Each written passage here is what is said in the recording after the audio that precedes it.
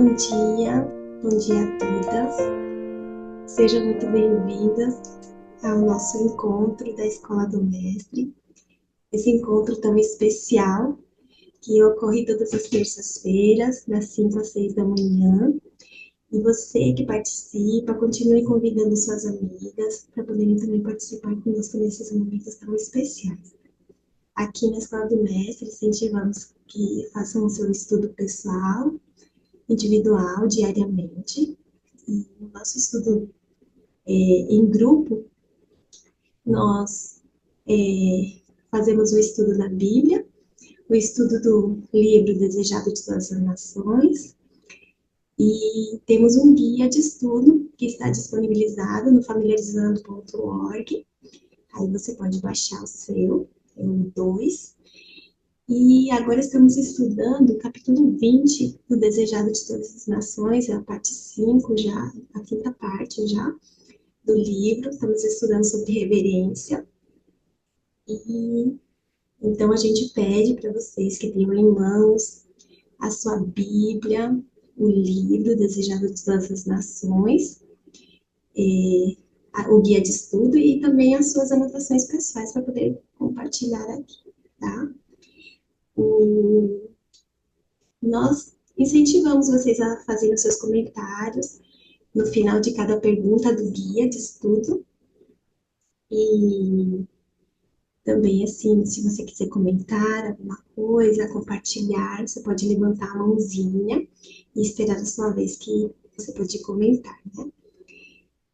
Pedimos que os comentários sejam breves, para que todos possam ter a oportunidade de participar.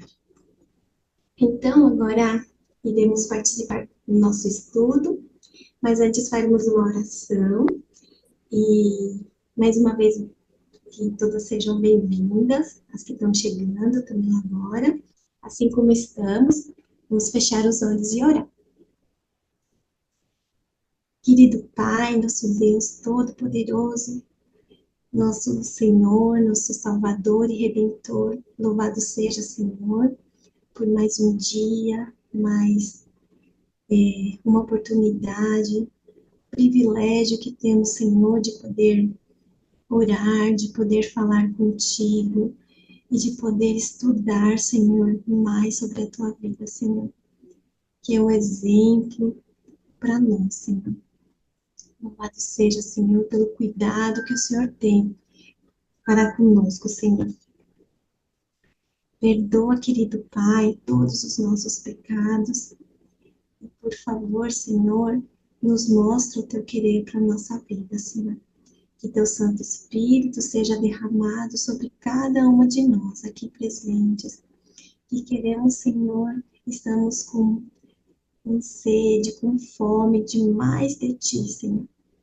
Por favor, querido Deus, conduz esse estudo, que o Senhor use a Marili, como o Senhor já tem usado tantas vezes, que o Senhor conduza esse estudo, que o Senhor nos unja com teu Santo Espírito, que o Senhor abra nossas mentes, nossos corações, Senhor, para poder aprender mais de ti e para poder praticar tudo que aprendemos aqui nesse estudo maravilhoso, Senhor, sobre a tua vida. Por favor, querido Pai, fica com cada mãezinha aqui presente, com cada família representada. Que o Senhor nos abençoe e faça o teu querer nas nossas vidas. Em nome de Jesus eu te peço, eu te agradeço.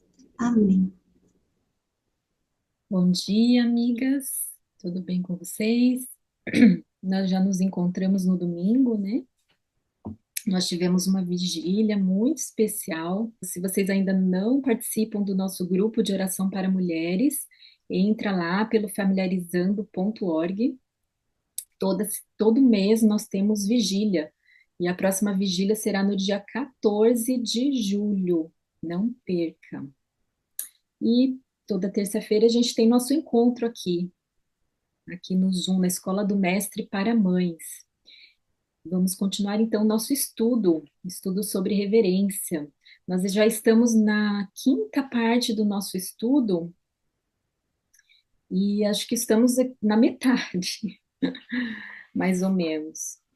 porque a gente gosta de fazer um estudo assim detalhado, um estudo profundo, sem pressa.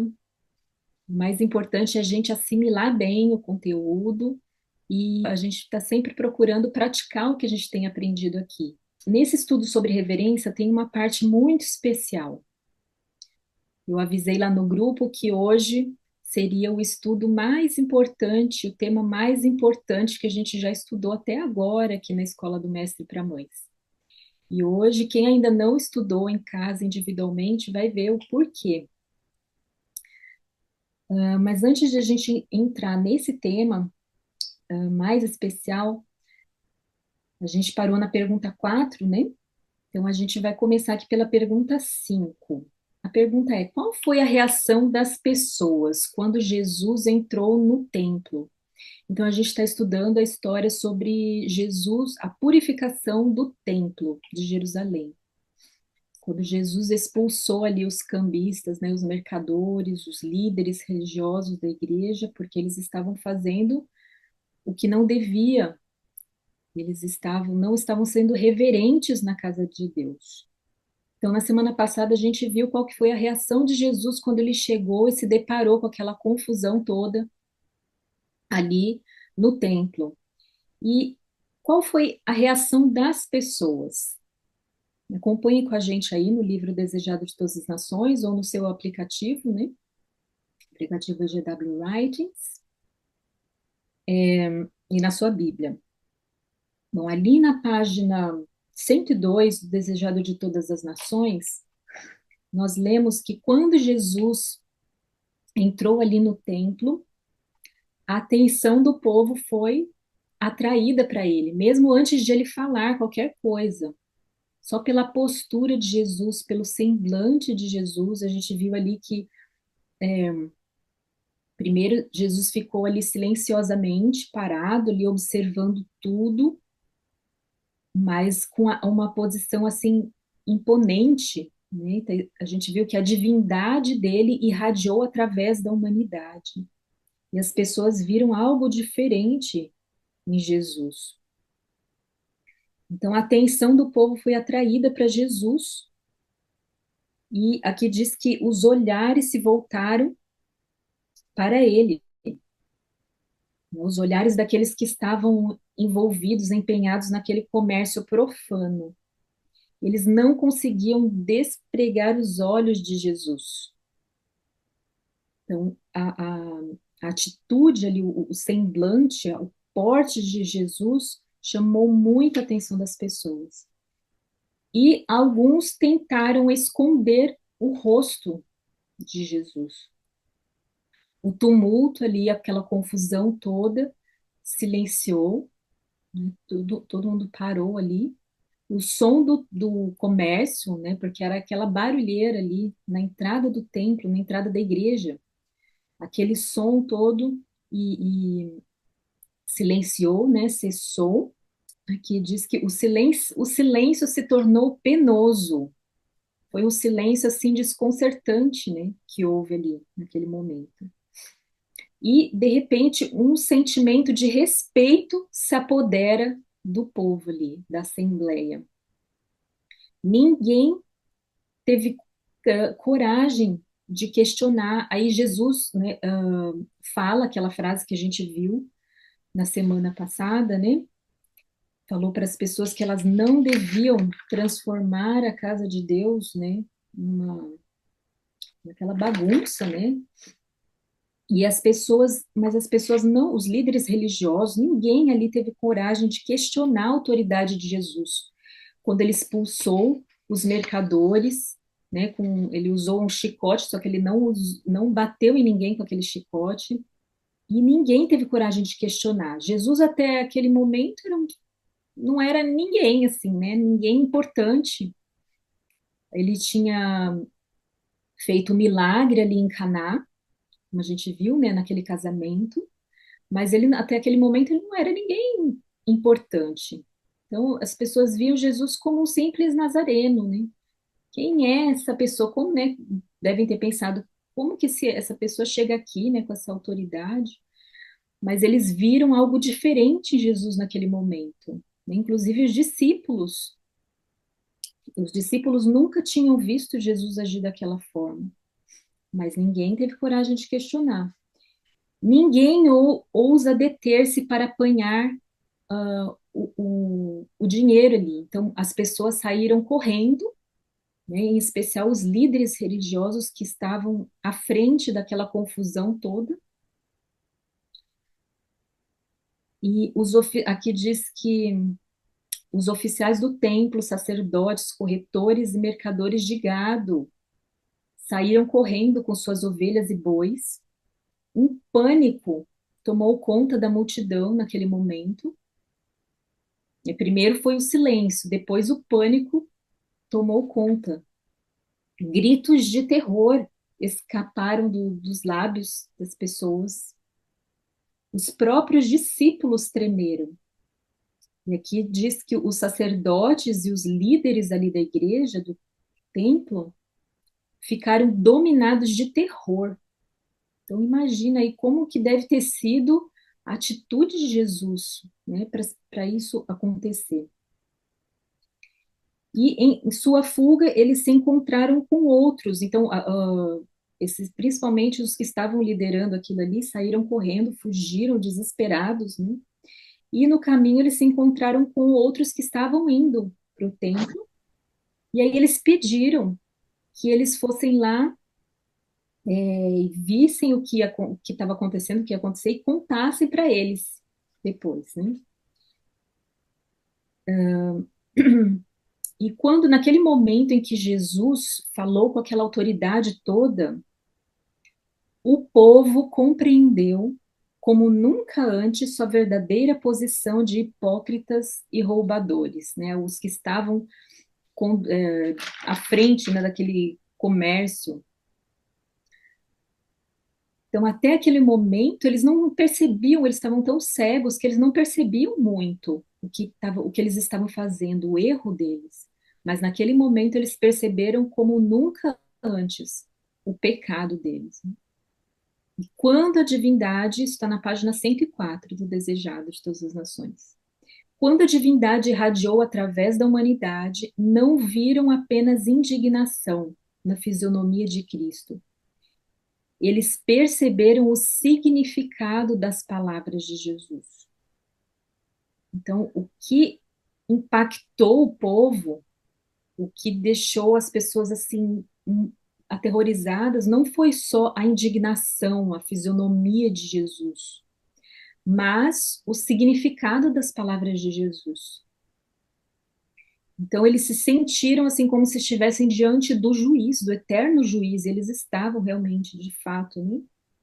Eles sentiram que, naquele momento, a sentença de Deus estava sobre eles. E por algum tempo eles ficaram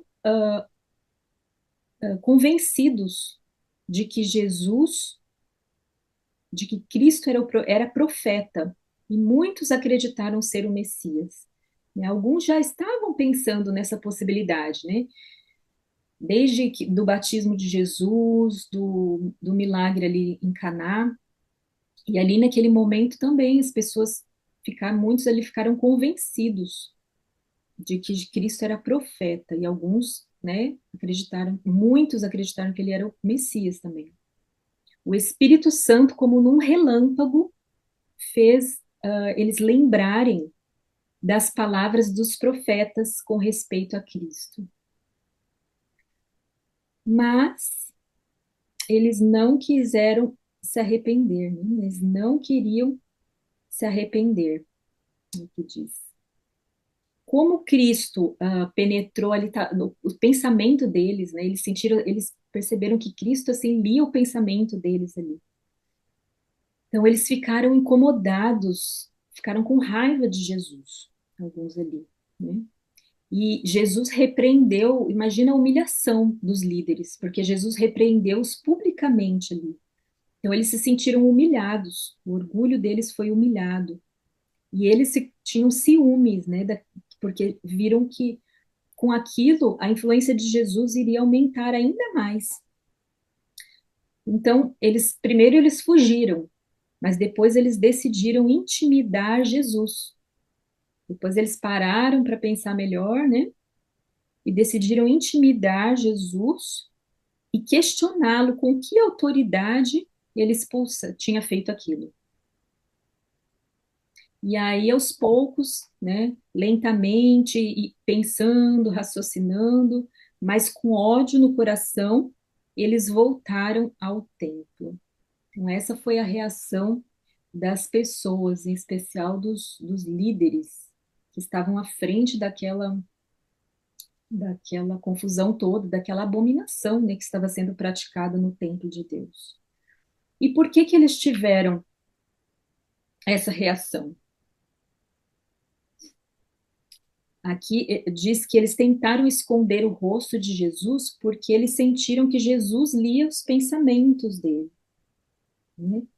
Então, como eu disse aqui, porque eles sentiram que eles estavam ali como se estivessem diante do tribunal de Deus, e eles fugiram então para escapar da condenação da presença de Jesus.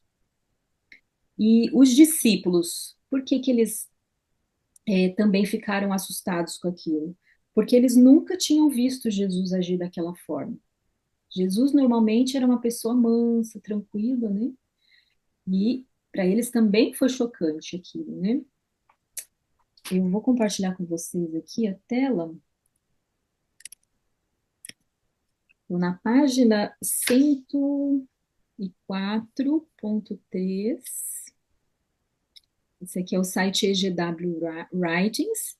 Se vocês não têm o aplicativo, vocês podem acompanhar aqui pelo site. Aqui tem todos aqueles livros aquelas referências que a gente coloca ali no guia de estudo, tá? Olha só esse parágrafo aqui. Por que fugiam do templo os sacerdotes? Por que não defenderam sua posição? Aquele que lhes ordenava que se fossem era o filho de um carpinteiro, um pobre galileu, sem posição nem poder terrestre. Por que não resistiram, Jesus? Por que deixaram, né, o dinheiro ali e fugiram ao mando de uma pessoa de tão humilde aparência? Então, a gente viu, né, que Jesus tinha uma aparência humilde. Por que então eles fugiram? Aqui diz que Cristo falava com a autoridade de um rei, e em seu aspecto e no tom de sua voz havia alguma coisa que eles não podiam resistir. A voz de comando compreenderam como nunca antes sua verdadeira posição de hipócritas e roubadores. Quando a divindade irradiou através da humanidade, não viram apenas indignação na fisionomia de Cristo, perceberam o significado de suas palavras, sentiram-se como perante o trono do eterno juiz, tendo sobre si sua sentença para este século e a eternidade. Mas apesar de tudo isso, aqui diz que eles não se arrependeram. Apesar de eles perceberem ali, terem aquela evidência clara de que Jesus era uma autoridade, eles não deram ouvidos à voz do Espírito Santo, né? Bom, a purificação do templo teve um significado muito especial.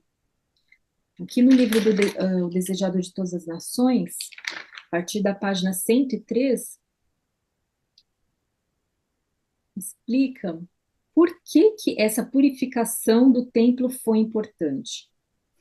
Então, aqui nesse parágrafo, diz que com a purificação do templo, Jesus anunciou sua missão como Messias. Então, aquele templo ali, o Templo de Jerusalém, deveria ser uma lição objetiva para Israel e para o mundo. Desde os séculos eternos, era o desígnio de Deus que todos os seres criados, desde os anjos, né, os serafins, até os homens, fossem um templo para a morada do Criador. Então, esse sempre foi o objetivo de Deus para nós, que nós fôssemos um templo do Espírito Santo, como diz a Bíblia, né? Mas, devido ao pecado, o que que aconteceu? A humanidade, né, nós deixamos de ser o templo de Deus. Nós ficamos obscurecidos e contaminados pelo pecado. E aí, por isso, nós não, né, a humanidade deixou de revelar a glória da divindade. E pela encarnação de Cristo, cumpriu-se, porém, o desígnio do céu. Deus veio então habitar conosco, né, como a gente viu nos primeiros estudos. Emmanuel, né, significa Deus conosco. Ele veio habitar entre nós e, mediante a salvadora graça, o coração humano se torna novamente um templo. Olha que lindo. Essa é a obra da redenção. Cristo veio nos tornar de novo em templos onde o Espírito Santo possa habitar. Esse é o plano de Deus. E aqui diz também que o Senhor tinha em vista que o templo de Jerusalém fosse um testemunho contínuo do elevado destino, né, que deveria ser para todas as pessoas, que todas as pessoas deveriam ter. Mas os judeus não entenderam aquilo. Eles se orgulhavam de tudo que eles tinham, em especial daquele templo, né? Então, eles não se entregavam como templos santos para o Divino Espírito. Os pátios do Templo de Jerusalém, cheios do tumulto de um tráfico profano, representavam com exatidão o templo da alma. Que triste, né? Então, aqui,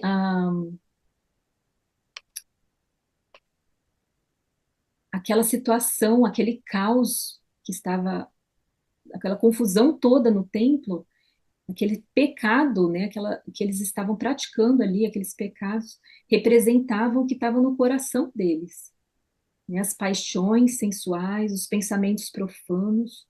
Purificando o templo dos compradores e vendilhões mundanos, Jesus anunciou sua missão de limpar a pessoa da contaminação do pecado.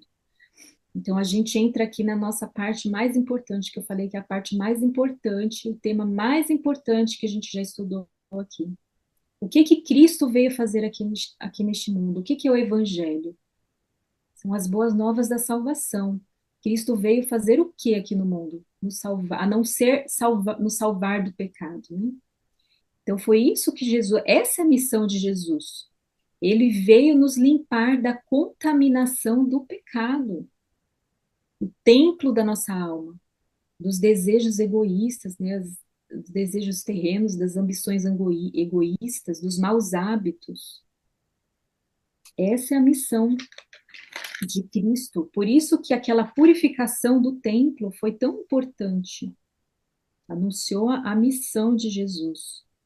E aqui diz que unicamente, no parágrafo seguinte, unicamente Cristo pode purificar o templo da alma, mas ele não força a entrada. Então, só Cristo pode purificar a nossa vida, o nosso coração.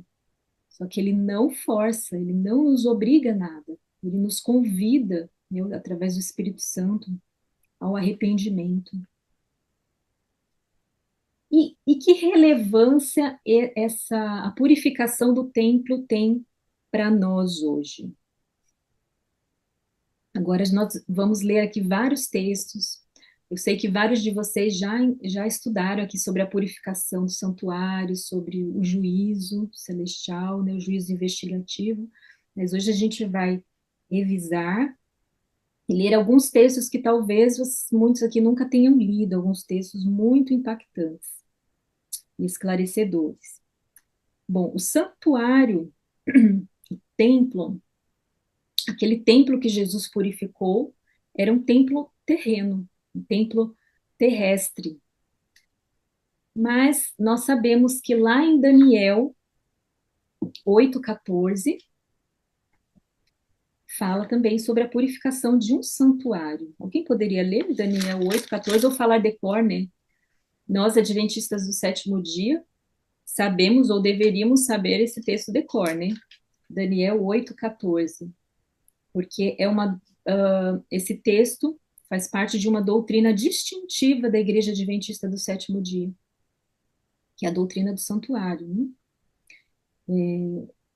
Até Do juízo. 2300 tardes e manhãs, e o santuário será purificado.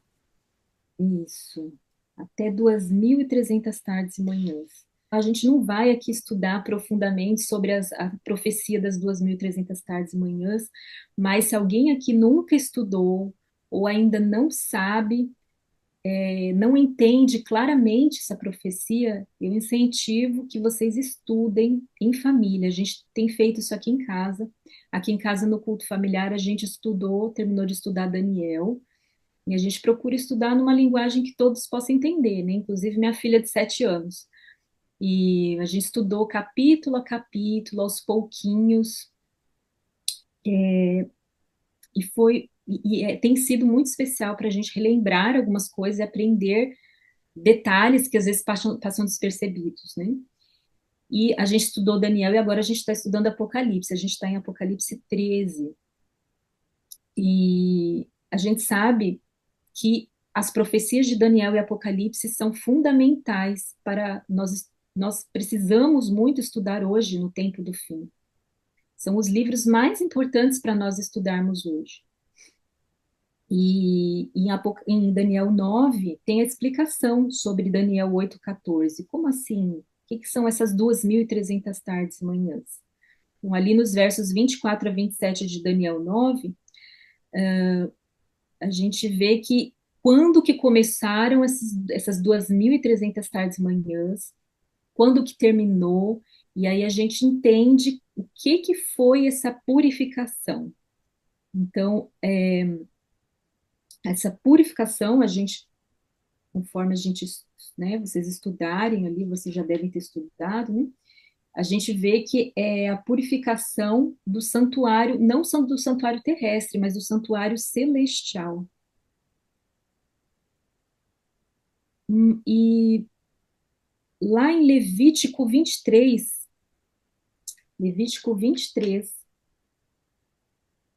faz referência ao dia da expiação, que era o dia da purificação do santuário, né? Então, no ano judaico, eles tinham algumas festas espirituais, e uma delas era o dia da expiação, era o dia mais solene, a festa mais solene, o dia mais importante do ano, era o dia da purificação do santuário.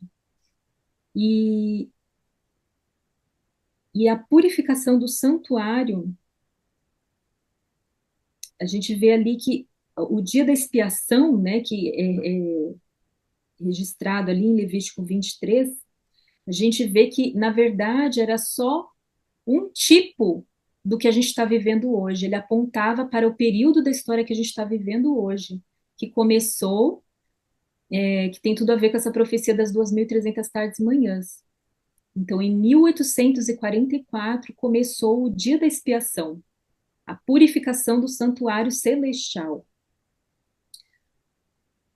Gostaria de ler com vocês um texto que está no Testemunhos para a Igreja, volume 5, página 520. Opa.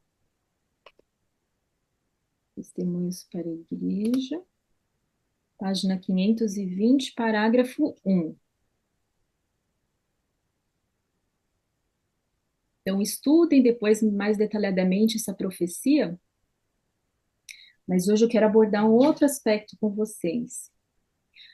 Aqui diz, ó, que nós nos achamos hoje no grande dia da expiação e a santa obra de Cristo em favor do povo de Deus, que transcorre presentemente no santuário celestial. Isso deveria ser o nosso estudo permanente. Olha só. O que deveria ser nosso estudo permanente, sobre o que a gente deveria estar sempre estudando, nós e nossos filhos? Sobre o grande dia da expiação, sobre a purificação do santuário celestial, a obra que Cristo está fazendo hoje no céu por nós. Deveríamos ensinar nossos filhos sobre o significado do dia típico da expiação, e que era um tempo especial de grande humilhação e confissão de pecados a Deus.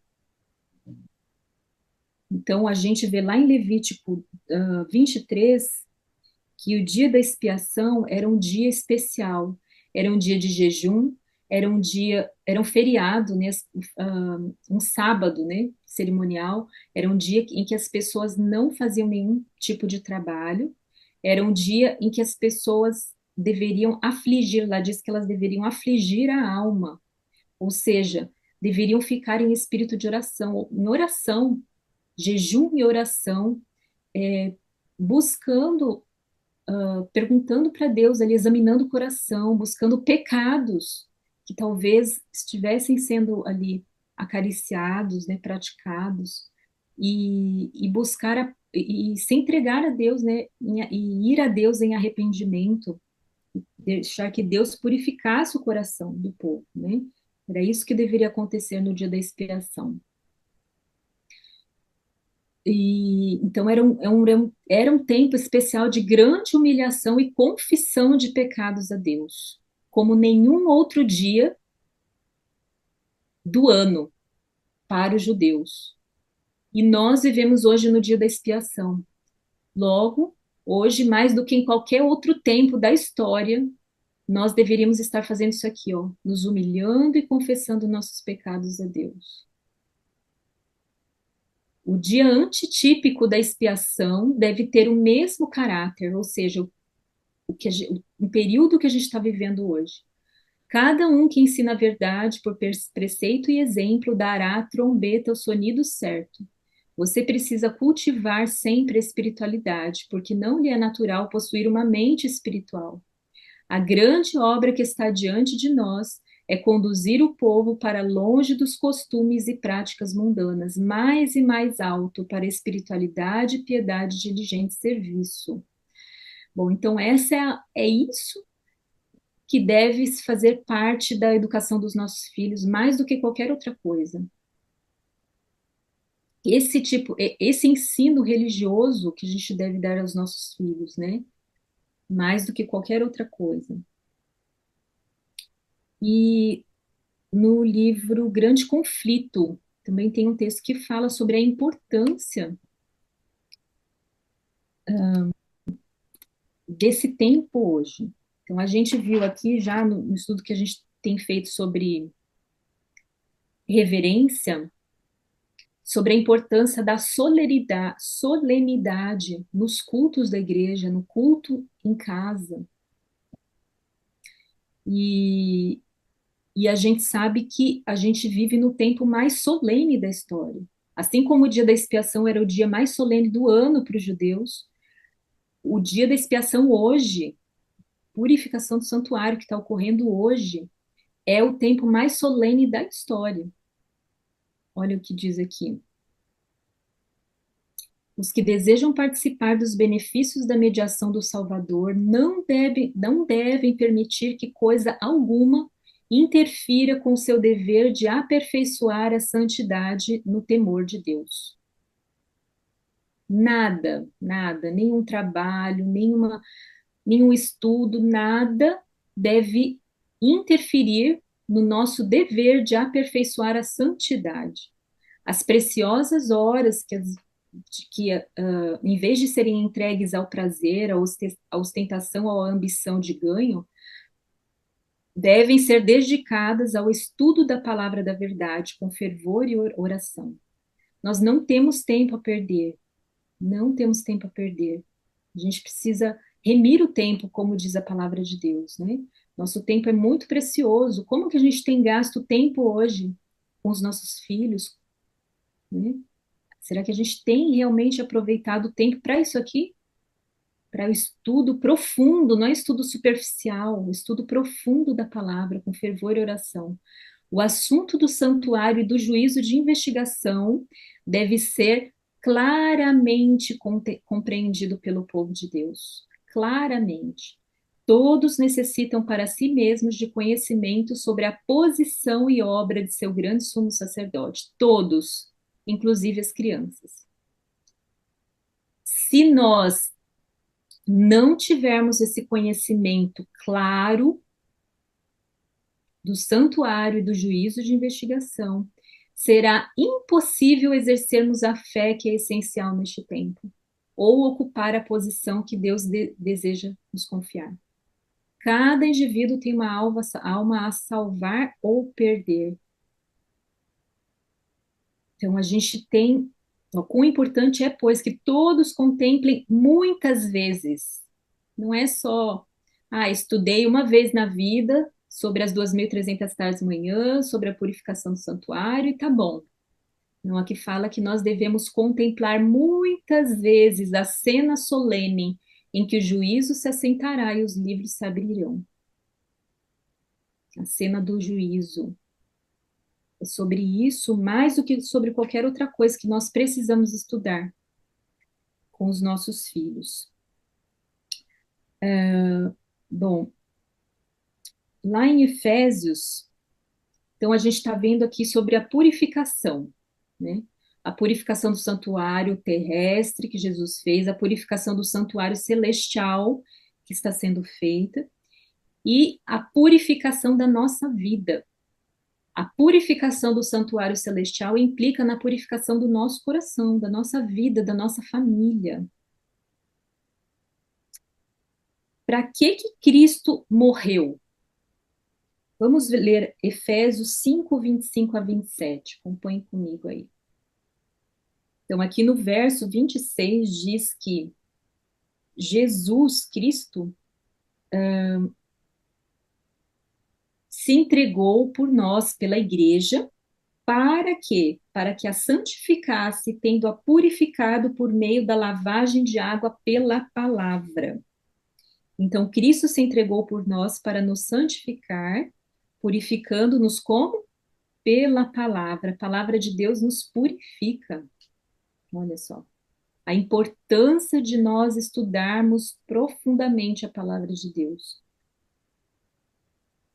E no verso de 27 diz que ele fez isso, Cristo fez isso e faz isso por nós, para nos apresentar como igreja gloriosa, sem mancha, nem ruga, nem coisa semelhante, porém santa e sem defeito. Essa é a obra que Cristo veio fazer. Essa é a obra que ele tem tentado fazer na nossa vida, na nossa família, nos purificar de todo defeito, de todo pecado. 1 João 1,9 é um texto bem conhecido, né? Lá diz que Cristo quer não apenas nos perdoar, mas ele quer também nos purificar de toda injustiça, toda injustiça. Então é perdão, a obra, o evangelho significa perdão e purificação. É o que a gente está estudando aqui, né? Purificação. E Provérbios 28:13 diz o quê? Como que a gente... Porque para a gente ser purificado, o que a gente precisa fazer? O que diz lá em 1 João 1,9? Se confessarmos os nossos pecados, ele é fiel e justo para nos perdoar e purificar de toda injustiça.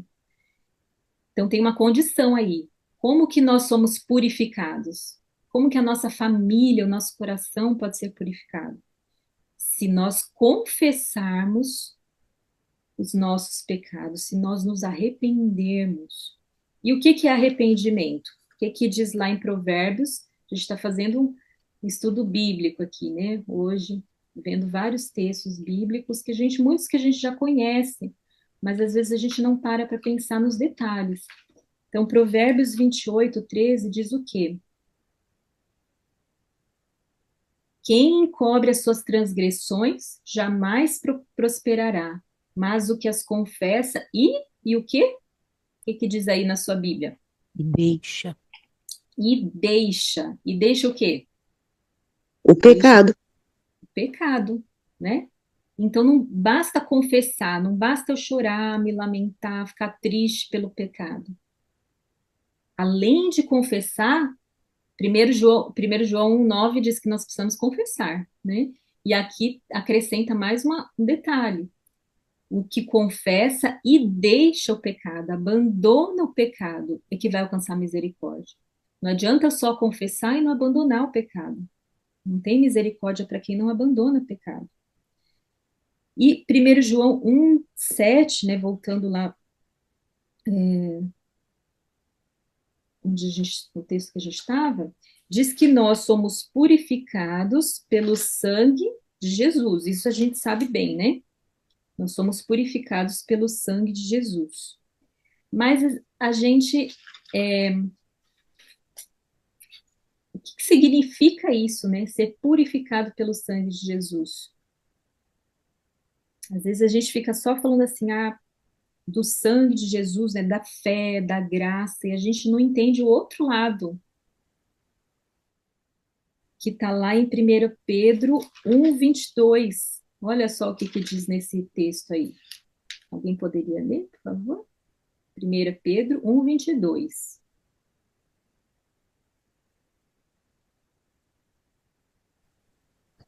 Tendo purificado a vossa alma pela vossa obediência à verdade, tendo em vista o amor fraternal não fingido, amai-vos de todo o coração, uns aos outros ardentemente.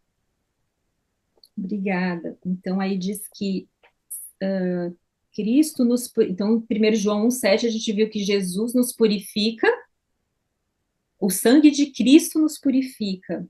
Nós somos purificados pelo sangue de Cristo, mas 1 Pedro diz que nós também somos purificados pela obediência à verdade. Então, não dá para separar fé e obras. Não dá para separar fé e obediência. Graça, né? A obra que a graça faz, a graça, o que diz lá em Atos, né? Está escrito que nós recebemos a graça e o apostolado para a obediência na fé. Então, a graça, Deus nos concede a graça para a obediência. Então, não dá para separar as duas coisas, né? Então, a obediência faz parte dessa purificação que Deus quer fazer na nossa vida. E diz também que se nós dissermos que temos comunhão com Cristo e a gente continuar vivendo uma vida de pecado, né, se andarmos em trevas, nós estamos mentindo. Então, nós precisamos aprender a viver uma vida pura, andar na luz. É isso que Cristo quer fazer na nossa vida, né?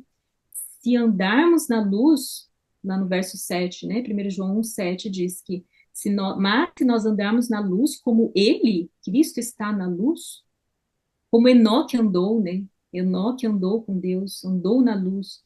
Nós temos comunhão uns com os outros. O sangue de Jesus Cristo nos purifica de quantos pecados? Todo pecado. E a gente tem um texto também de 1 Tessalonicenses 5:23. Esse é um texto que me chama muita atenção. Eu lembro a primeira vez que eu parei para prestar atenção nesse texto, nos detalhes desse texto, e fiquei impressionada. Gostaria que alguém lesse aí, por favor, 1 Tessalonicenses 5:23.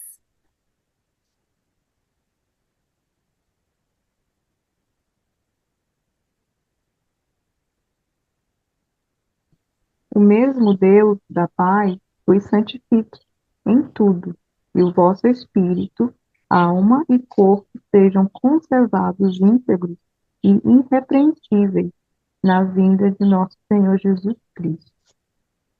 Então, observem aí as palavrinhas, ó. Aí diz que Deus, qual que é o objetivo de Deus? É nos santificar ou nos purificar em quantas coisas? Tudo. O objetivo de Deus é que o nosso espírito, a nossa alma, o nosso corpo, tudo na nossa vida, né, seja conservado. O que é conservar? É manter, né? Não é assim algo que acontece um dia, uma vez, né? Então me batizei lá, né?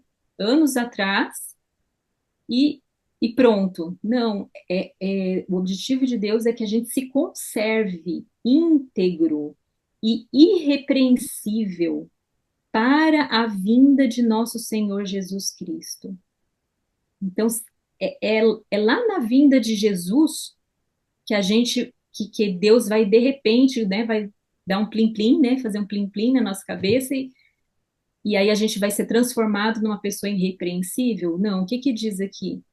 A gente precisa hoje viver essa vida que Enoque viveu, que Cristo viveu, andar na luz, nos conservarmos irrepreensíveis para a vinda do nosso Senhor Jesus. Então, Deus não vai transformar. Tem muitos textos, né, que dizem que o caráter não vai ser transformado na vinda de Jesus. Hoje é o tempo, hoje é o dia da salvação, né? É o que diz a palavra de Deus. A gente tem que se preparar para a vinda de Cristo. E lá no grande conflito, aqui, né, no grande conflito também, mas um pouquinho mais para frente, tem um texto assim bem esclarecedor que fala especificamente sobre a purificação do santuário, né, o juízo. Tá lá, acho que é um pouquinho, deixa eu ver, 489, não, 488, vamos ver se é 488, parágrafo 2.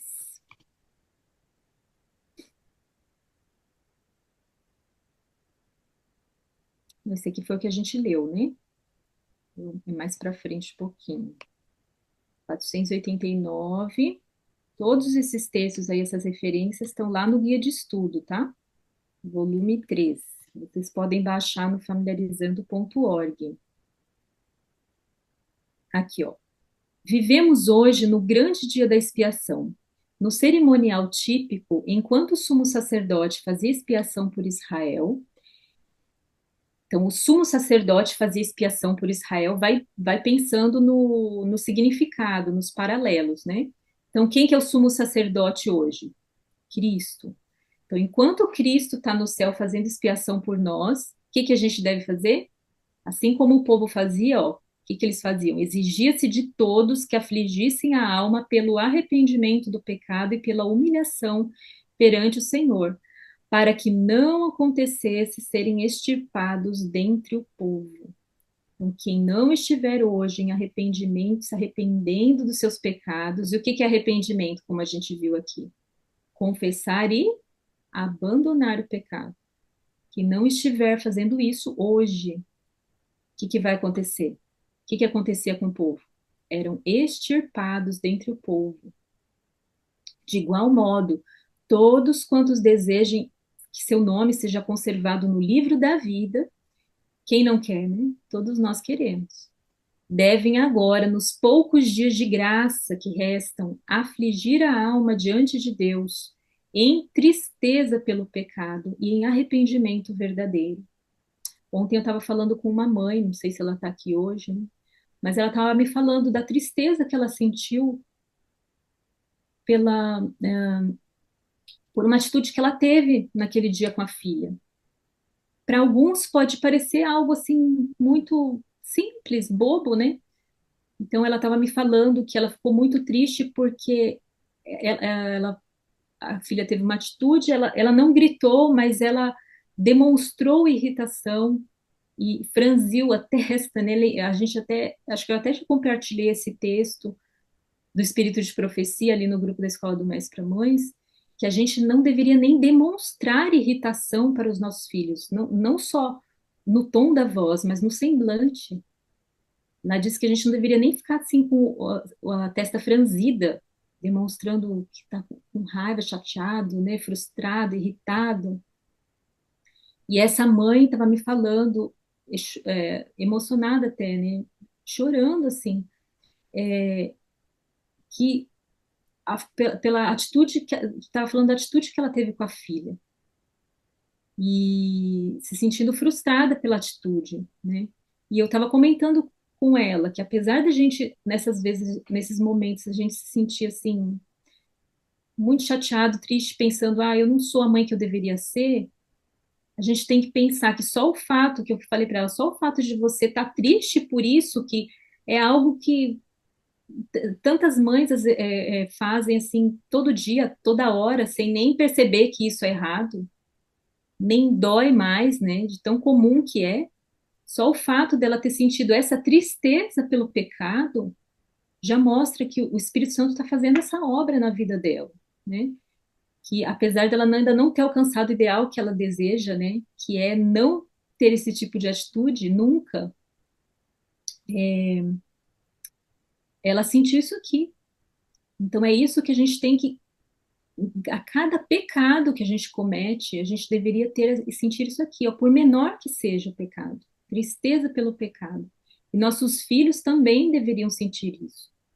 Deve haver um exame de coração profundo e fiel. Então, no final de cada dia, uma- seria interessante, uma coisa que a gente faz muitas vezes aqui em casa, já fez muitas vezes, é na hora do culto familiar, antes de começar o culto, é rever o dia, vamos conversar sobre o dia. Como foi o dia hoje? Como foi o nosso comportamento? Cada um se avaliar, dar ali a oportunidade para um pedir perdão para o outro, sem obrigar, né, sem forçar, porque Deus não nos força, mas nos analisarmos, a gente precisa. Laodiceia, eu sempre falo aqui de Laodiceia, porque a igreja, o povo de Deus hoje é Laodiceia. Laodiceia, qual que é a característica? É orgulhosa. Uma pessoa orgulhosa não gosta de enxergar seus defeitos. Na verdade, acha que não tem defeito, muitas vezes, né? Acha que está tudo certo. E é uma tarefa difícil isso aqui. Examinar profundamente o coração, né? Às vezes a gente não gosta de fazer isso. Incomoda, dói, humilha, expõe. Mas é uma coisa que a gente precisa praticar em família, ajudar nossos filhos nisso, né? Acabou o dia, vamos conversar, falar das bênçãos, né? Primeiro, de repente, agradecer, vamos agradecer. O que que aconteceu de bom hoje? Agradece a Deus. E o que que não foi muito legal que pode ser amanhã? É melhor amanhã, né? E praticar isso aqui no dia a dia, junto com os nossos filhos, porque nossos filhos não sabem fazer isso aqui. A gente precisa dar o exemplo, né? O espírito leviano e frívolo, alimentado por tantos cristãos professos, deve ser deixado.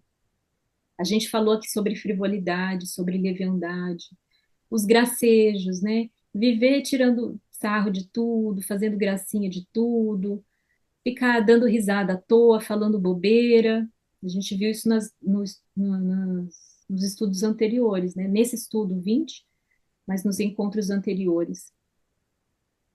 Há uma luta intensa de todos os que desejam subjugar as más tendências que insistem no predomínio. A obra de preparação é uma obra individual. Não somos salvos em grupos.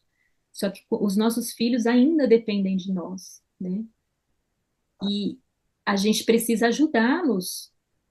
Deus nos colocou na vida dos nossos filhos para nós cooperarmos com Deus na salvação dos nossos filhos. Apesar de a salvação ser individual, nós somos como mediadores aqui na terra para os nossos filhos, né? Então, olha só, aqui fala que, embora o juízo que Deus está fazendo hoje, e a gente sabe que o juízo que Deus está fazendo hoje no céu, o juízo investigativo, é dos professos cristãos, os que se dizem cristãos, e não daqueles que realmente, que declaradamente rejeitam a Deus, né? Mas dos professos cristãos. E esse juízo é do mundo todo. Mas, embora seja do mundo todo, Deus examinará o caso de cada indivíduo com um exame tão íntimo e penetrante como se não houvesse outro ser na terra. Cada um deve ser provado e achado sem mancha ou ruga ou coisa semelhante. Então, não pensem que Deus julga por atacado. É individualmente. E Ele está fazendo essa obra hoje. Se os nossos filhos tiverem essa noção, se a gente tiver essa noção, a gente não vai ficar pecando toda hora, assim, sabe? Banalizar o pecado, como muitas vezes a gente faz. Se a gente pensar que o nosso nome pode estar sendo passado agora, os livros da nossa vida podem estar sendo abertos agora no céu, nosso caso pode estar sendo analisado agora no céu dos nossos filhos, nossa atitude vai ser diferente. Se a gente tiver esse senso do que está acontecendo hoje no céu, a gente vai ter uma atitude diferente, né? Ainda aqui no grande conflito, Tem mais alguns textos muito importantes, olha só. Aqui diz, reparem nessa palavra solene. A gente tem falado muito aqui nesse estudo 20 sobre solenidade, reverência e solenidade. E aqui diz que as cenas ligadas à obra final da expiação, ou seja, o momento da história que a gente está vivendo hoje é o quê? Solene. Momentosos são os interesses envolvidos, né, nessa obra de expiação. O juízo que está se realizando agora no santuário celestial, está se realizando agora no santuário celestial. Há muitos anos, né, desde 1844, essa obra está em andamento. Breve, ninguém sabe quando, né, quão breve passará ela aos casos dos vivos. Então, a vida dos primeiros, o juízo começou pelo caso dos professos cristãos mortos, né? E vai passar, ou já passou, já está acontecendo, talvez, né? O juízo dos vivos, não se sabe exatamente. Na augusta presença de Deus, nossa vida deve passar por exame. Atualmente, mais do que em qualquer outro tempo, importa a toda a alma atender a admoestação do Salvador, que é a admoestação, vigiai e orai. A gente tem falado muito sobre isso aqui. Por que que a gente tem feito vigília todo mês? Por que que a gente já fez aqui parcerias de oração, duplas de oração? Por que que a gente tem insistido tanto, falado tanto aqui sobre orar sem cessar? Porque a gente vive neste tempo mais solene da história. Porque a gente não sabe, ó, vigiar e orar, porque não sabeis quando chegará o tempo. Que tempo? Às vezes a gente pensa, é a volta de Jesus. Mas quando que Jesus volta? Quando que fecha o tempo da graça? É isso que a gente precisa entender, que esse estudo vai ajudar a gente a entender. Que tempo é esse? Que a gente não sabe quando vai chegar. A gente tem textos que dizem, né, que a volta de Jesus, hoje a gente não sabe quando que vai ser, mas quando estivermos bem perto da volta de Jesus, está escrito que os santos, lá no livro Eventos Finais, se não me engano, está escrito que os santos ouvirão o dia da volta de Jesus. Só os santos entenderão. E Jesus virá com alarido, né, som de trombetas e tudo mais. Mas antes disso, ó, aqui fala, se não vigiares, virei a ti como um ladrão, e não saberás a que hora sobre ti virei. Então, como que um ladrão vem? Vem tocando trombeta? Não, ele vem silenciosamente. Então, o tempo da graça se encerra antes, algum tempo antes da volta de Jesus propriamente dita, que na verdade, assim, é como se a volta de Jesus começasse quando se fecha a porta da graça, né? Mas a gente sabe que quando a porta da graça se fecha, que ninguém sabe quando vai ser, depois ainda vai ter as pragas e tudo mais, antes da volta de Jesus, né? Propriamente dito. Então, às vezes a gente fica focado na volta visível ali de Jesus, né? E a gente esquece que do fechamento da porta da graça, porque quando fechar a porta da graça, acabou a misericórdia, acabou a graça, acabou a chance de se arrepender, né? Então a gente tem que pensar, aproveitar o tempo de graça que a gente tem hoje. Então, lá em 1 Tessalonicenses 5:2 e 2 Pedro 3:10, fala sobre o dia do Senhor, né? Como a gente falou aqui, esse dia começa no fechamento da porta da graça, que finaliza, deixa eu ver, acho que está aqui no próximo, aqui, ó. Quando se encerrar a obra do juízo de investigação, o destino de todos terá sido decidido.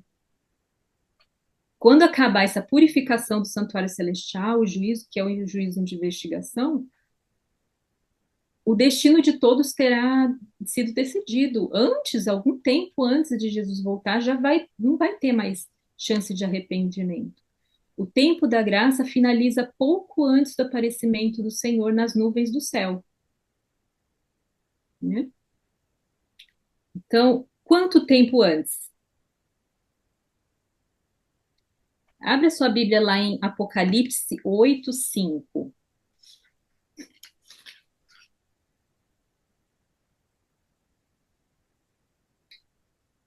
aí fala exatamente do momento em que a porta da graça se fecha. Aí fala que o anjo pegou o incensário. É muito importante a gente entender o ritual do santuário que ocorria para os judeus, né? Para que a gente entenda o que acontece hoje com a gente. O que eles viviam era só um tipo do que aconteceria hoje, né? Então, aqui está falando do sumo sacerdote, né? Que pegou o incensário. Então, o anjo pegou o incensário, encheu-o do fogo do altar e o atirou à terra. E houve trovões, vozes, relâmpagos e terremoto. E aí a gente vê, né, depois as pragas e tudo mais. Então, aqui está falando do momento em que se fecha a porta da graça. Então, aí diz que a porta da graça se fecha um pouco antes do aparecimento do Senhor nas nuvens. Quanto tempo antes?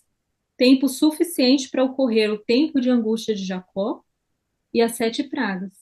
Tem gente que diz que esse tempo, esse tempo entre né, tem gente que crê assim, né, que o tempo, mais ou menos o tempo da angústia de Jacó, das pragas, né, ali antes da volta de Jesus, entre o fechamento da porta da graça e a volta de Jesus, seriam talvez 3 anos e meio. Por quê? Ali em Daniel 12:7, abre a sua Bíblia, lá em Daniel 12:7. Passarão um tempo, tempos e metade de um tempo. E quando tiverem acabado de destruir o poder do povo santo, estas coisas todas se cumprirão. Está falando aqui sobre o tempo do fim. Então, no verso 1 fala do tempo de angústia, um tempo de angústia como nunca houve, e depois fala de um tempo, tempo e metade de um tempo. E a gente sabe que em profecia, um dia representa um ano. Né? Então, um tempo, tempos e metade de um tempo seriam 3 anos e meio, se a gente, né, aí teria que fazer um estudo mais detalhado, mas tem os 3 anos e meio tem um paralelo com os 42 meses que aparecem ali em Apocalipse, né? E um paralelo com os 1260 dias, que também aparecem ali em Daniel, né, em Apocalipse.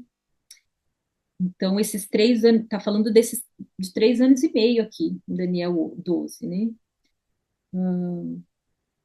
E se a gente voltar lá, se a gente for lá em Tiago 5:17, a gente vai ver quanto tempo que durou a angústia de Elias. E a gente também já fez o estudo aqui do terceiro Elias, né? O primeiro Elias foi o Elias real, né? O profeta Elias. O segundo Elias, como está escrito, foi João Batista. E o terceiro Elias, quem é? É o povo de Deus hoje. O estudo 15 que a gente fez aqui foi sobre isso, né? O terceiro Elias, João Batista, e o terceiro Elias, que somos nós hoje. Então, se a gente for lá em Tiago 5:17, lá está escrito que a angústia de Elias, né, a praga da chuva, a gente sabe que Elias passou por um período ali de angústia, né, fugindo, e, e que ali diz que não choveu por 3 anos e meio. Então, esse período, e a gente sabe que a história de Elias é um tipo, é um paralelo do que aconteceria conosco hoje, com o povo de Deus hoje. Então, tem também esse paralelo aí dos 3 anos e meio, né? Algo para vocês estudarem aí mais profundamente. Bom, então, o tempo, quando a porta da graça se fecha, o ministério, é quando o ministério de Cristo no santuário celestial se encerra, né? Interessante que o tempo do ministério de Cristo na Terra também foi 3 anos e meio, né? Interessante. Então, se o anticristo é uma contrafação do verdadeiro Cristo, será que a gente poderia pensar que o tempo de atuação seria o mesmo, né? Então, qual foi o tempo de ministério do ministério de Cristo na Terra? 3 anos e meio. Então, a gente sabe que virá o anticristo, que terá um período de atuação também. A ferida mortal será curada, né? Como a gente vê ali em Apocalipse 12 ou 13. E e que haverá o tempo do ministério, da contrafação do anticristo. Será que a gente poderia pensar que, assim como o ministério terrestre de Cristo foi 3 anos e meio, o ministério também do anticristo será 3 anos e meio, conforme está aqui em Daniel 12, né? São assuntos para a gente estudar, para a gente pesquisar, né?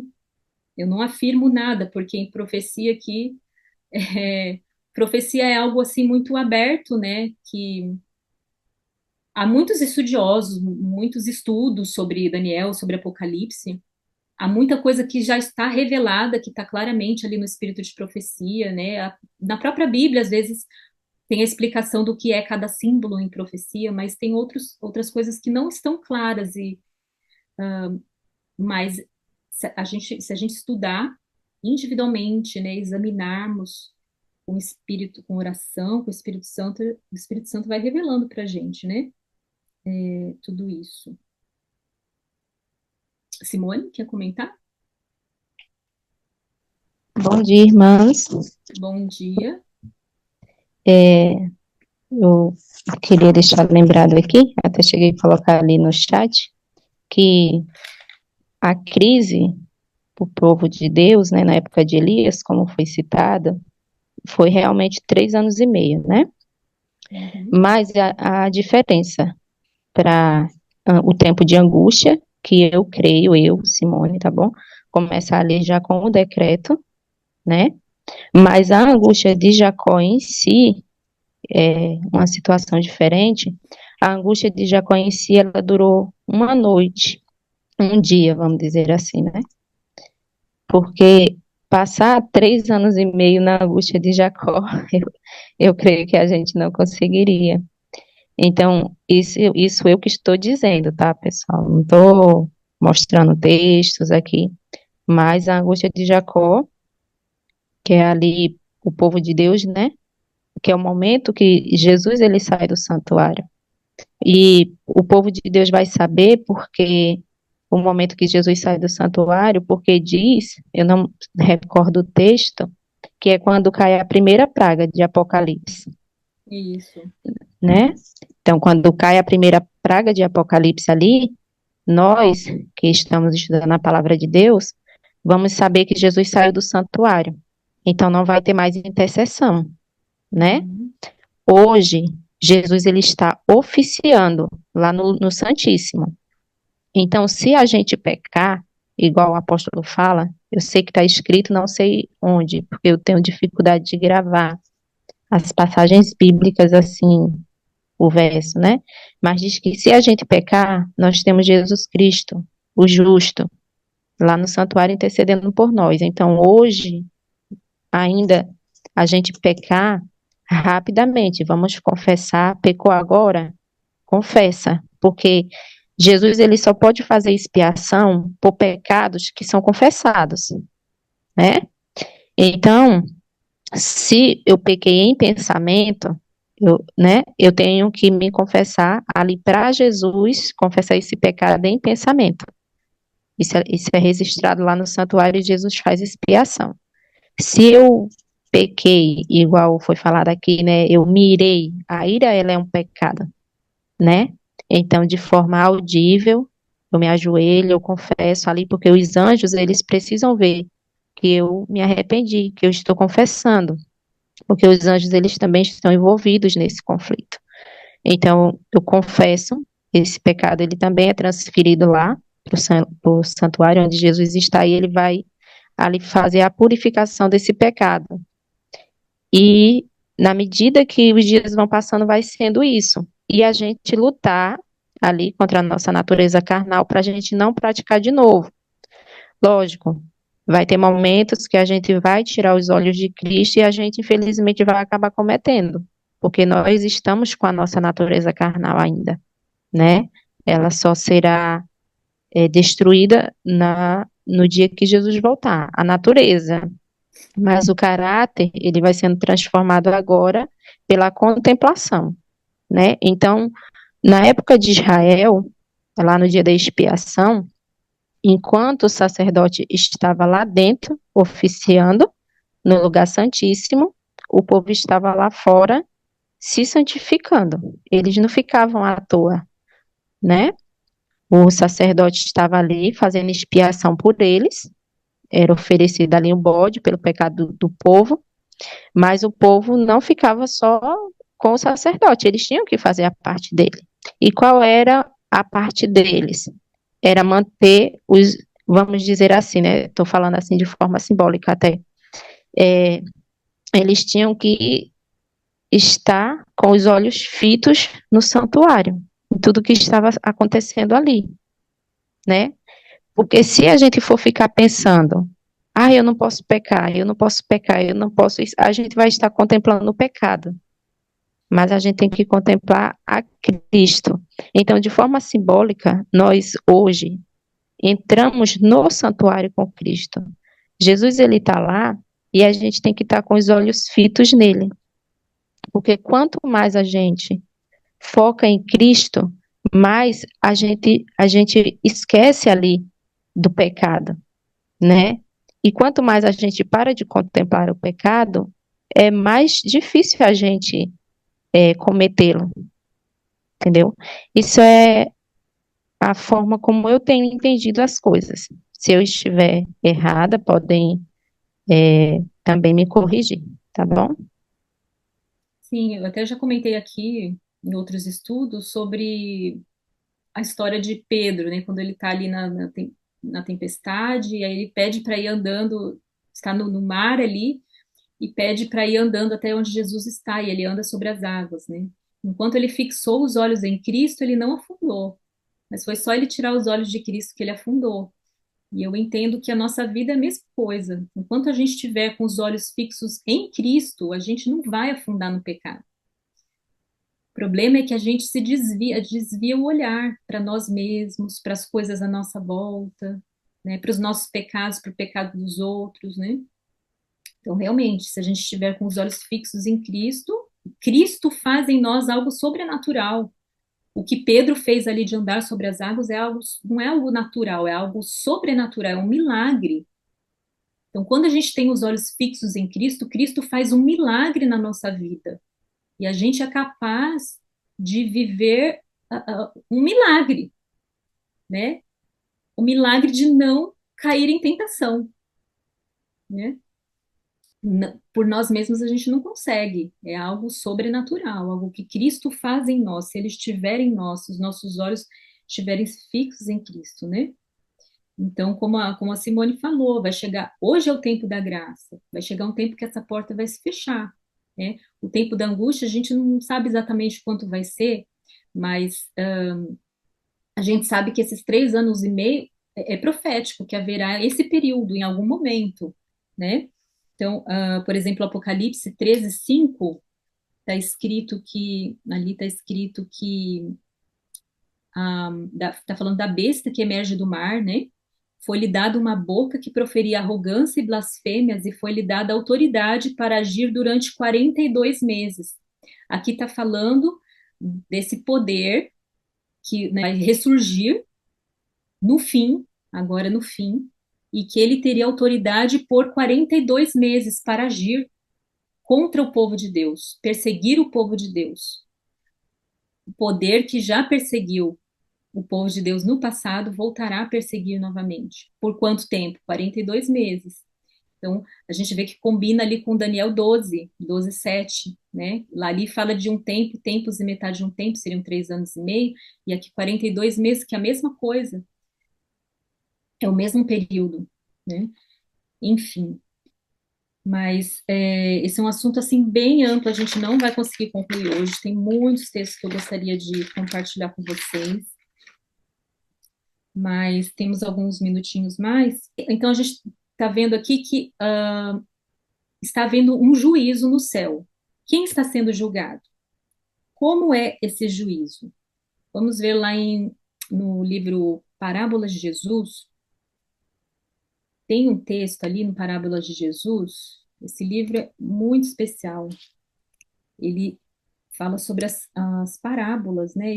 Mas tem explicações assim mais detalhadas sobre as parábolas de Jesus. E aqui está falando das bodas, né? A parábola das bodas. Então, aqui diz, está fazendo referência às vestes que o homem teve que usar ali na parábola, né? Enquanto os homens ainda estão sobre a terra, é que a obra do juízo investigativo se efetua nas cortes celestes. Então, agora, enquanto estamos aqui na terra, está sendo efetuado o juízo investigativo. A vida de todos os seus professos seguidores é passada em revista perante Deus. Todos são examinados de conformidade com os relatórios nos livros do céu. E o destino de cada um é fixado para sempre, de acordo com o quê? Com seus atos. Então, olha a importância aqui da obediência. A gente viu antes, né, que Cristo nos purifica pela obediência da palavra e também pelo sangue de Cristo, né? Nós não somos salvos pelos nossos atos, mas nós somos julgados pelos nossos atos. Pode ser talvez um pouco difícil de entender, mas a salvação é mérito de Cristo somente, né? Pela graça de Cristo. Agora aqui fala que nós seremos julgados sim pelos nossos atos. E na parábola, né, que está lá em Mateus 22, 11, continuando, pela veste nupcial da parábola, essa parábola que está em Mateus 22, 11, é representado o quê? É muito importante a gente entender isso aqui. A veste é o caráter puro e imaculado que os verdadeiros seguidores de Cristo possuirão. Então, na parábola, a gente viu que havia um homem tentando participar das bodas sem ter as vestes que o próprio anfitrião, né, que tinha convidado para a festa, tinha dado. Então, ele ofereceu as vestes, mas aquela pessoa foi rebelde, não quis usar a veste, queria participar da veste, sem a veste. E o que aconteceu? Ele foi retirado. O dono da festa, o que convidou para a festa, mandou que aquela pessoa fosse tirada da festa. E o que isso representa? É a nossa história hoje. Cristo nos dá as vestes. O que é veste? A gente sabe que as vestes são a justiça de Cristo, né?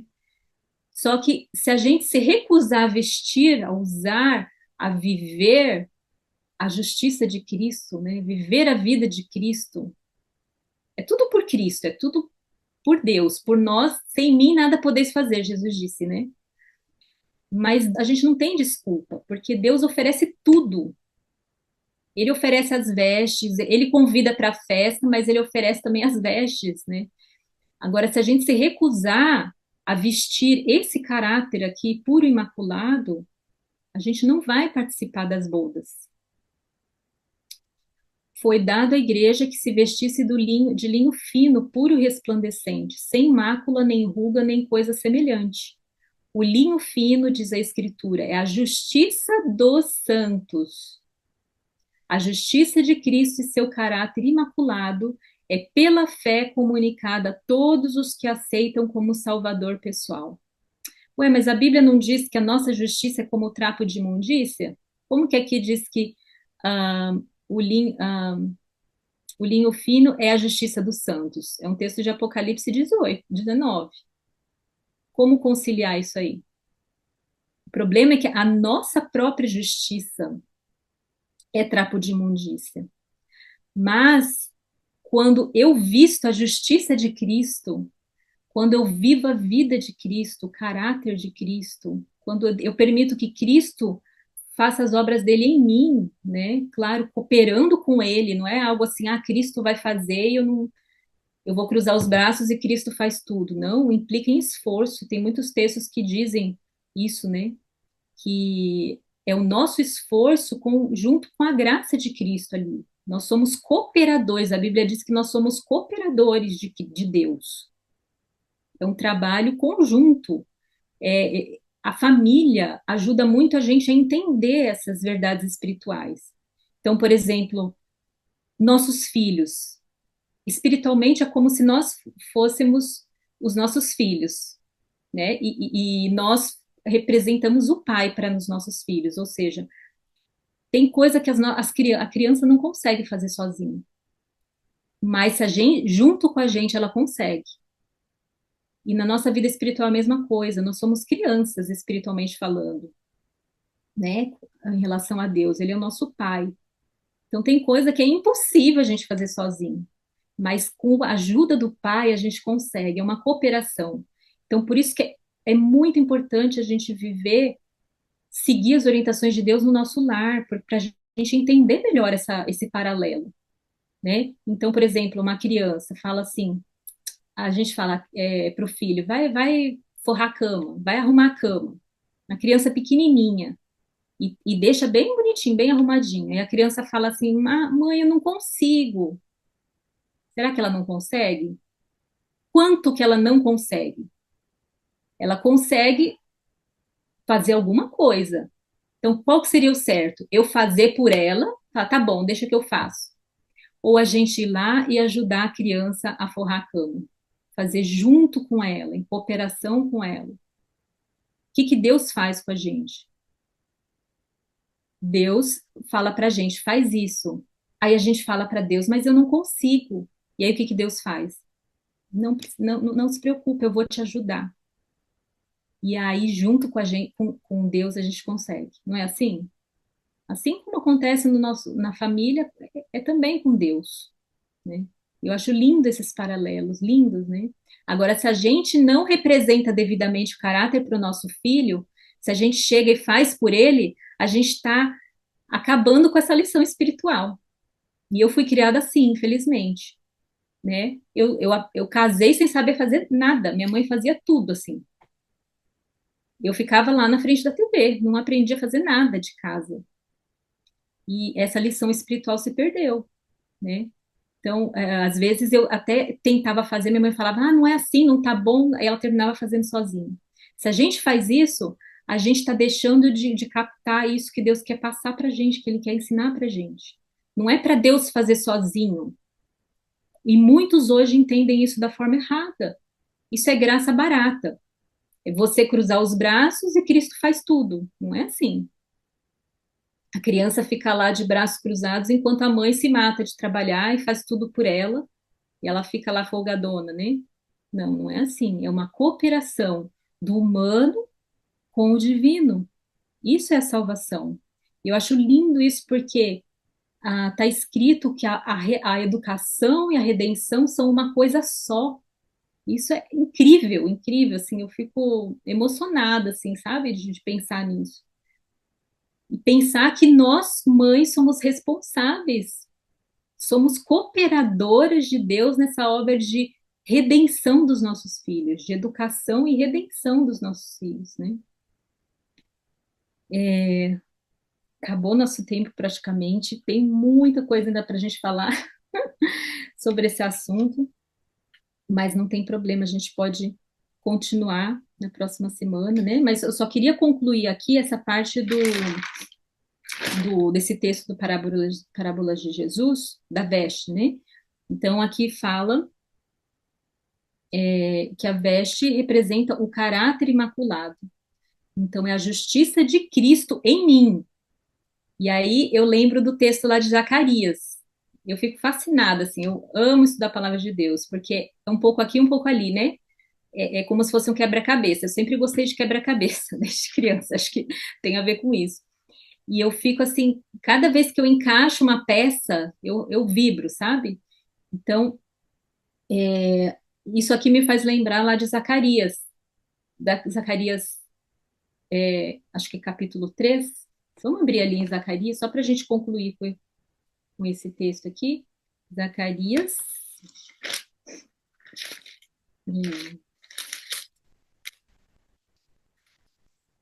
Eu gosto de mostrar tudo no está escrito, sabe? Eu não confio nas minhas próprias palavras, não confio nas minhas próprias palavras.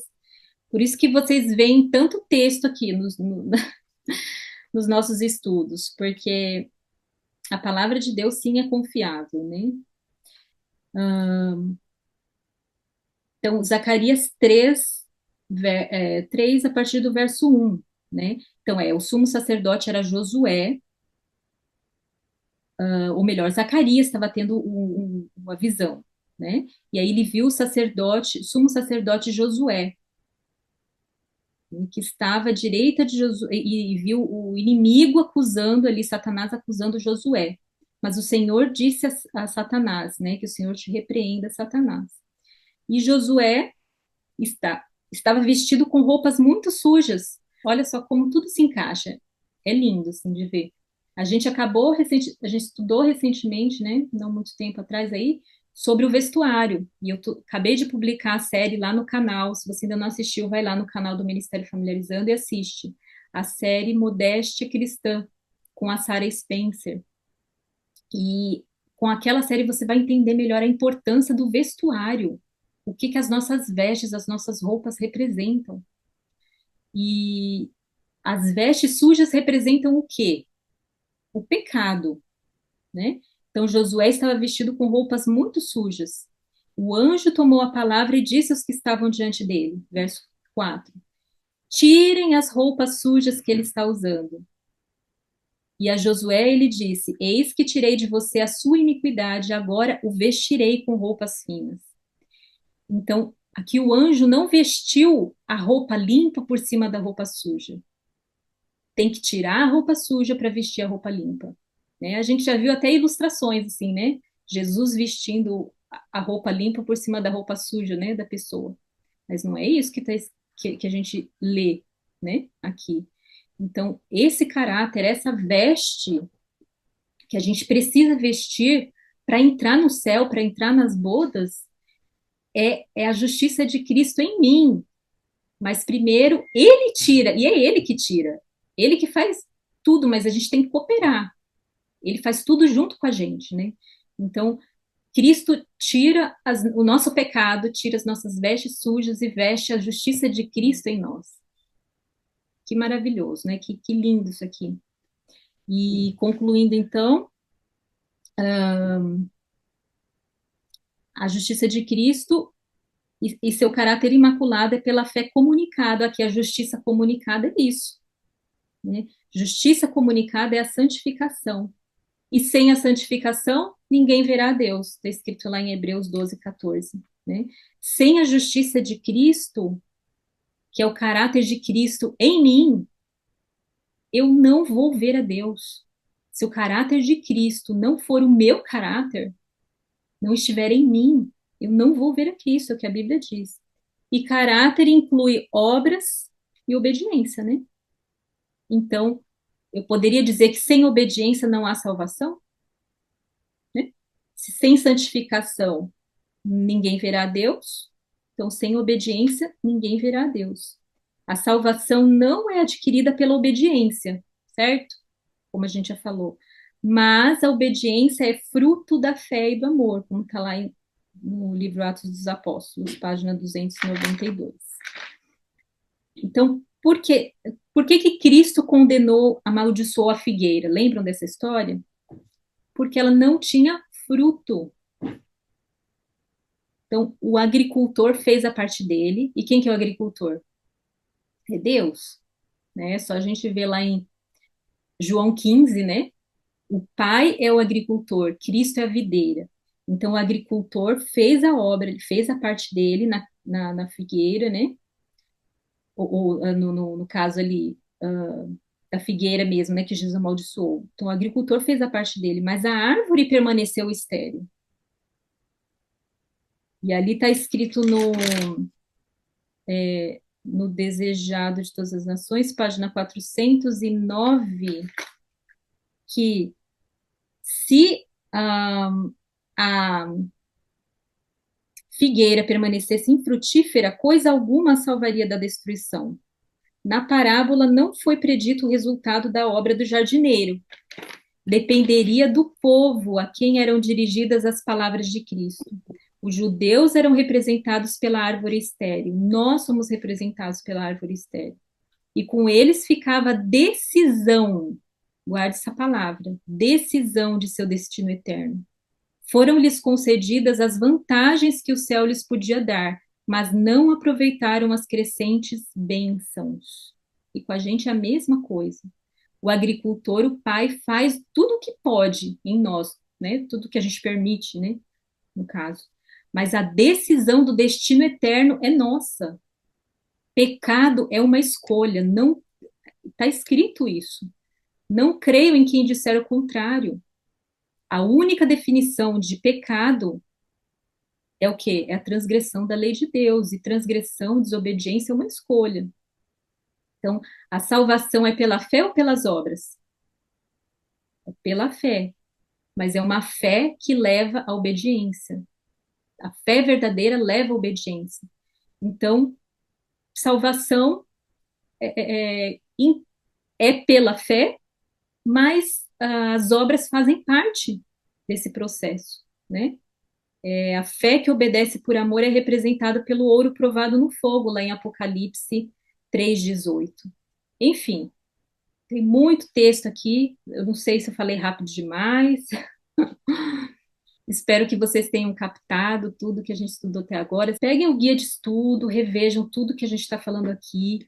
Não confiem cegamente tudo que a gente fala aqui. Confiram tudo, tudo, antes, depois, né, dos nossos estudos aqui. E vamos aprendendo juntas, né? Desculpe, hoje eu não dei muita oportunidade para vocês falarem, porque vocês viram que a gente nem concluiu a pergunta 6, né? Geralmente eu dou espaço para comentários depois que a gente comenta aqui sobre a pergunta, né? Mas é para o estudo fluir melhor. Mas assim que a gente terminar, na próxima semana a gente termina essa pergunta 6, né? E acho que a gente já consegue passar para as próximas também. Aí a gente dá um espaço aí maior para vocês comentarem. E é isso, eu espero que tenha dado para entender o que a gente falou hoje, apesar de tantos textos, né? Que Deus nos dê sabedoria. Nosso tempo já passou, já acabou. A gente vai concluir então com uma oração, mas eu insisto com vocês, estudem, examinem por si mesmos. A gente fez aqui um estudo sobre liberdade para pensar em agir e agir, e a gente viu como é importante a gente se examinar por nós mesmos. Há muito engano, muita, muitas vozes por aí, né? Se apeguem ao que está escrito. Vamos orar? Senhor nosso Deus, nosso Pai de amor, louvamos o teu nome, porque o Senhor é muito bom, porque a tua misericórdia dura para sempre. Mas apesar da tua misericórdia durar para sempre, sabemos que chegará o tempo em que a porta da graça se fechará. Nos ajude, Senhor, a aproveitar o tempo de graça hoje para confessarmos e abandonarmos nossos pecados. Queremos viver uma vida pura, queremos que nossos filhos sejam puros, tenham o caráter de Cristo. Nos ajude, Senhor, a viver isso aqui, tudo isso que temos estudado na tua palavra. Não são palavras minhas, mas é a tua palavra. Que essa palavra nos purifique, que essa palavra transforme a nossa vida, que a tua palavra transforme o nosso lar, nossa família, nos preparando assim para o céu. Nos santifica, Senhor, porque queremos ver o Senhor. E a tua palavra diz que sem a santificação ninguém verá o Senhor. Sabemos que essa obra não é nossa. Precisamos da tua graça. Precisamos do Senhor a cada instante. Portanto, nos ajude, Senhor, a andar contigo como Enoque, a permanecer com os olhos fixos em Cristo para não afundarmos no pecado, para não cairmos em tentação. Ajuda-nos a guardar a tua palavra no coração, para não pecarmos contra ti neste dia, Senhor. Ajuda-nos a não adiarmos para amanhã, mas ajuda-nos a praticar hoje o que estudamos aqui. Que a tua graça nos sustente, que a tua graça nos santifique, que a tua graça nos transforme. Obrigada, Senhor, porque cremos que o Senhor terminará a obra que o Senhor começou na nossa vida. Em nome de Jesus. Amém.